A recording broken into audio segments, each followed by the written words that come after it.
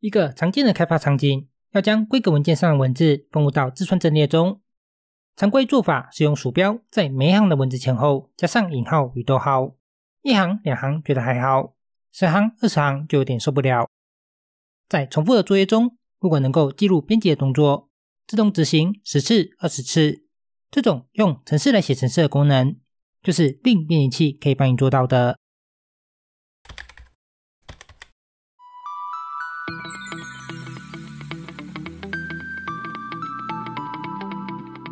欢迎来到gamma ray软件工作室。你好，我是 Richard。通常想要提升开发速度的开发者，都会手记 IDE 的快捷键，以减少手不离开键盘操控滑鼠的时间。而 Bing 就是一种不使用滑鼠，只使用键盘的文字编辑器。键盘上的每一个按键都代表一种指令，这些指令就像语言一样，有自己的语法与逻辑。熟练的掌握，可以让你用最少的动作完成最多的事情。依据我这些年使用的开发经验，个人认为 Bing 的编辑器有3点好处与3点坏处。第一点好处就是速度快，开启档案快，编辑速度也快。如果是一个非常小的修改任务，使用终端机找到目标，开启档案，编辑、修改完成，这一套流程可能 IDE 才刚跑完启动的画面。第二点好处就是精准，我希望游标移动到开头数过来的第3个变数，或者选取以双引号为分界的文字字串。当我想要的编辑动作，键盘精准达成，不需要滑鼠手眼协调才能大致定位。第3点好处就是酷，试想身为专业的开发者，肯定是希望快捷键高速连按，如此才能满足想象中骇客的模样，可以对着黑屏白字的终端机键盘高速连打。而坏处的部分，第一点就是中文的输入不太方便，所有的编辑指令都必须在英文的输入法下才能作用。因此，你编辑的文件中如果有中文的部分，就必须要常常进行输入法的切换。这个缺点在 Mac 平台觉得还好，因为输入法切换几乎没有停顿，但在 Windows 平台就会被放大，因为切换时必须要有个明显的停顿点，系统才会顺利的切换。有时候指令下得太快，没有切换成功，就会在中英文的交接处发生严重堵塞，此时你可能就会开始思考人生的意义。第二点，就我使用经验而言，Bing 在 Windows 平台不太好用，除了刚才的输入法问题以外，想要使用 Bing， 虽然有 Gbing 图形界面可以安装，但相比于 Mac 与 Linux 中端机的各种操作与指令工具，两者还是有很大的差异。所以我在 Windows 的平台不会硬要用中端机来作业，只会在 IDE 安装相关插件。第3点就是学习曲线比较高， Bing 的指令与指令之间可以互相的组合与搭配，彼此的关系并不是1对1或者1对多，而是多对多的状态。要了解这些指令执行后会做了些什么样的动作，然后前方与后方可以再搭配什么样的指令，方能在编辑时选择最佳的组合，进而精准且快速的完成目标。而且要录制像开头演示的剧集功能，也是必须要在熟悉这些指令的前提下才能顺利运作。要使用 Bing 的编辑器，如果是 Mac 或 Linux 系统，开启终端机可能就有，但如果是 Windows 的系统，个人建议可以使用上一部影片介绍的 IntelliJ 安装 Bing 插件，在设定插件的地方搜寻 IDE Bing， 安装插件以及它的扩充 IDE Bing Extension。 安装完成后，将插件的快捷键设定成 Ctrl+Option+1， 以便随时切换。初期开发时遇到不熟悉的指令，可以先切回来，用原本的方式完成任务。开启终端机 ，Bing 档案名称 Bing se.txt， I 插入模式，先输入一些文字 ，ESC 退出，冒号 W 储存，冒号 Q 结束。暂时先用其他的编辑器开启，可以看见一个简单的文本编写动作已经完成。这边逐步的说明刚才一连串动作中都做了些什么事情。首先 Bing 的指令就是使用 Bing 的编辑器开启档案，开启时会有2种情况，一种是档案已经存在了直接开启，一种则是档案尚未存在，必须进入编辑器后执行储存动作，档案才会建立。例如我新建一个档案 Bing se.nd， 进入以后储存离开，透过 ls 指令可以看见已建立档案。再来进入后看到这个画面是 Bing 的普通模式，也是编辑器的预设模式。方向键上下左右可以移动光标，但与多数的编辑器不同，输入任意按键并不会出现文字。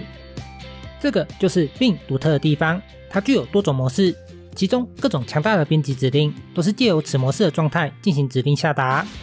而我们一般常用的文字编辑状态，在 Bing 中称之为插入模式，按键 I 进入该模式。进入后可以发现左下角的部分已经出现音色的文字。输入完想要输入的文字以后，按键 ESC 就可以退出这个模式，回到的地方就是预设的普通模式。此时如果编辑完成了，输入冒号，左下角的部分也会出现一个冒号，这个就是 Bing 的命令行模式，可以像终端机一样输入指令。刚才示范的冒号 W 代表是存档，冒号 Q 代表是离开，两者可以结合起来，冒号 WQ 代表存档后离开。到了这一步骤，已经可以安全的从编辑器离开。未来如果在一个不得不使用 Bing 的情况下，例如你先进 Linux 主机编辑配置档案，你已经掌握最少可以行动的知识。但我想你要的不仅仅是可以动就好，说好的快跟精准呢？简单的编辑一个档案，还要经过3个模式，有够麻烦。接下来就会说明刚才流程中还可以使用的其他进阶功能。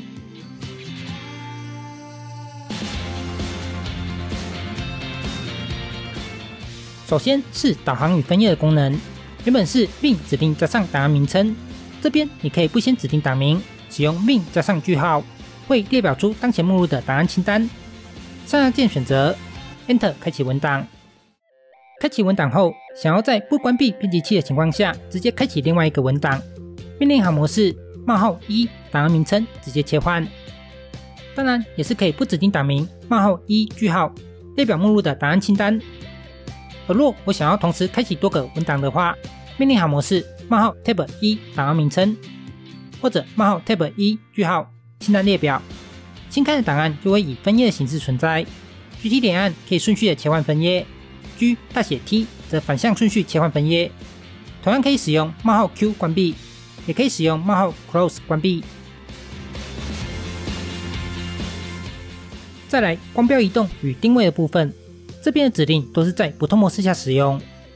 光标移动除了方向键，还可以使用小写的 HJKL 移动 ，H 与 L 分布在两侧，分别是左与右。J 跟 K 则是下与上。一个方便的技法是 J 看起来像是箭头下，所以 J 是方向键下 ，K 则是方向键上。善用普通模式的方向键，可以让你的双手随时保持在键盘中央，而不会歪斜在右下角。当然，一切还是以你的习惯为基准，不要为了用而用。偶尔使用方向键也不是什么大不了的事。我也听说过有人把方向键改成 WSAD 第一人称游戏的移动方式。通常 Bing 的指令前方都可以加上数字来指定执行的次数 ，HJKL 就是光标移动的指令，所以也可以加上数字来搭配使用。例如 10J 向下移动10行， 10K 向上移动10行， 5L 向右移动5个资源， 5H 向左移动5个资源。我个人是常常使用 11J、22J、33J 或者 11K、22K、33K 重复的2个数字加上方向，用来当做翻页的功能。当然 Bing 编辑器并不是主要以这种方式移动，也有一些指令可以让你一步到位，像是大写 G 可以直接定位到页面的最底端，小写2个 GG 可以回到页面的最开头。翻页的预设快捷键分别有6种可以使用：移动半个页面的，向下 Ctrl 加 D， 向上 Ctrl 加 U； 移动整个页面的，向下 Ctrl 加 F， 向上 Ctrl 加 B； 移动一行文字的，向下 Ctrl 加 E，向上 Ctrl 加 Y。 找到目标页数以后，可以使用光标的定位指令，2个小写立体指令可以让光标定位在萤幕中央，小写立体指令可以让光标定位在萤幕的最上一行，小写立体指令可以让光标定位在萤幕的最下一行，大写 H 指令同样让光标定位在最上一行，只不过画面不重新定位。大写 L 指令也是让光标定位在最下一行，画面不重新定位。而另外一种更常用的方法，命令行模式冒号加上数字，或者数字加上大写 G， 可以直接根据行数定位光标。为什么会有2种方式？我个人认为冒号加数字是普通模式下一般操作比较直觉好用，数字加 G 则是使用在录制剧集时，为了输入的连贯性，避免进入到其他模式，造成操作的混乱情况。关于命令行模式，还有一个指令，使用斜线输入文字，是编辑器的查找功能。找到相关文字时，小写 n 可以跳转到下一个，大写 N 可以跳转回上一个。假设你已经找到目标行数了，接下来就是要使用光标的水平移动指令。货币符号光标移动到该行的最后，数字0光标移动到该行的最前，拖字符移动到该行有文字的最前，空格符号会被忽略。小写 G 加底线移动到该行有文字的最后，空格符号也同样会被忽略。然后按键 W 指令移动到下一个单字的开头，按键 E 指令移动到下一个单字的结尾，按键 B 指令移动到上一个单字的开头。大写 W、大写 E、大写 B 指令也是相似的功能。判断依据则是以空格为基准，这边亲自操作的话，会更加理解指令做些什么事情。再来水平方向的查找功能，按键 F 与 T 指令，后方要再加上查找字符，例如 FA 指令，光标移动到下一个为 A 的字符处 ，TA 指令，光标移动到下一个为 A 字符的前一格。这边的记忆法是 F 等于 find，T 等于 to。大写的 F 与 T 则是反向，大写 FA 指令到上一个为 A 的字符处，大写 TA 指令到上一个为 A 字符的后一格。以上 W、E、B、F、T 指令前方都可以加上数字，指定移动的次数，例如 3W 指令移动3个单词。3FA 指令在当行查找第3个出现 A 的字符，不过通常会移动超过2个以上的单词，用 F 与 T 的指令会较为精准。如果第一次跳转没有移动到目标位置，再点击一次按键分号指令，会再重复执行上一次的查找动作。至此，光标垂直与水平移动的指令已经可以绝大多数的取代滑鼠的功能，起码可以比滚轮的作用更加精准。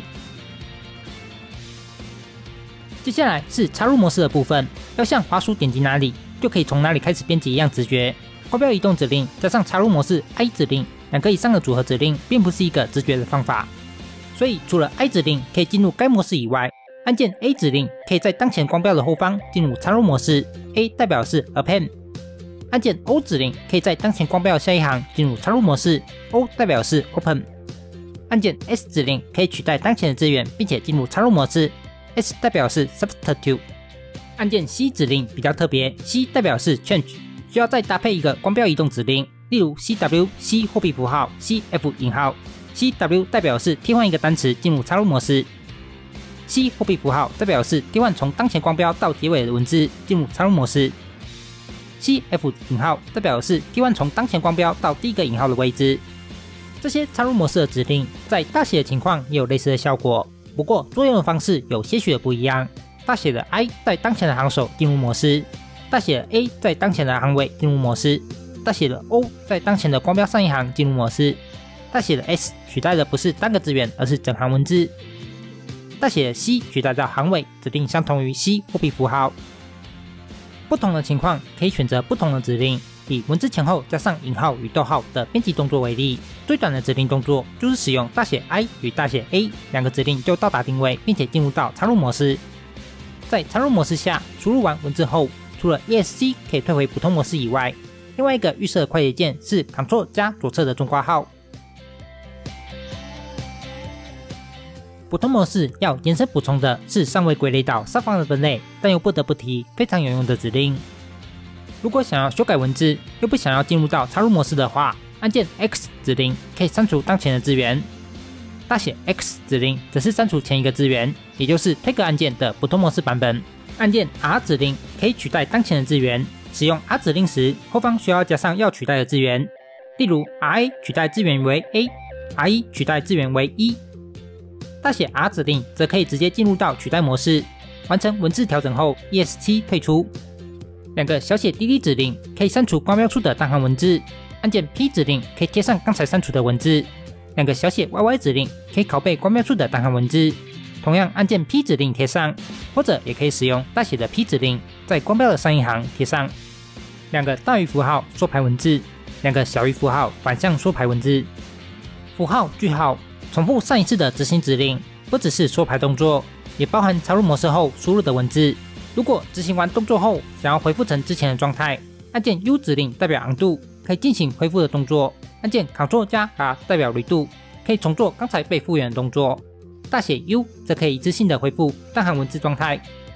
普通模式的最后，要补充2个不常使用但当要使用时却非常好用的快捷键 ，Ctrl+A 与 Ctrl+X， 它只适用于文字中有数字的情况。例如，我有个数字1的文字 ，Ctrl+A 可以递增变成2，加上数字执行3加 Ctrl+A 变成5，Ctrl+X 则反向递减。这期并编辑器的部分，先只着重在简单的文本编写相关功能的延伸上。后续的可视模式、命令行模式以及跟计算器功能相关的点贴簿、书签、剧集，会在下一篇章中接着介绍。我觉得光是前面说明的指令部分，应该就需要花一些时间消化吸收。在更进一步说明之前，关于发挥并编辑器的威力，还有一个更重要的前置条件必须要具备，那就是盲打的能力，也就是打字的时候不用看着键盘。假设你输入并的指令时，视线还要来回于键盘和萤幕之间，即便指令背得再熟，输入也快不起来。这边提供一个我刚开始练习时找到的简单方法：打开编辑器，键盘 A 到 Z 的顺序以百次为单位练习，每天练习3至5次。刚开始速度不用快，先追求每次的正确性，逐渐熟悉后，输入自然就会起来。1个礼拜的练习，应该就能很快看到效果。到时再来继续剩余的功能说明。那么我们下部影片见，谢谢各位。